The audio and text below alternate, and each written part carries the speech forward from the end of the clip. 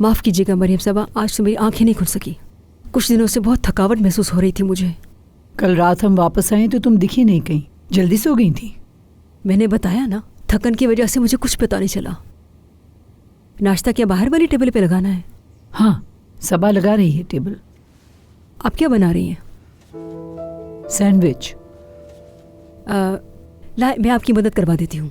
नहीं नहीं, रहने दो, बस होने ही वाला है। तुम वो टमाटर धोकर काट दो, वही काफी है। कल रात को जब हम वापस आए थे, नसरीन जाग रही थी और वो करीम साहब के कमरे से उतर रही थी। तो फिर क्या हुआ? वो नाइट गाउन पहने हुए थी। सुल्ताना साहिबा ये देख के बहुत परेशान हुई थी।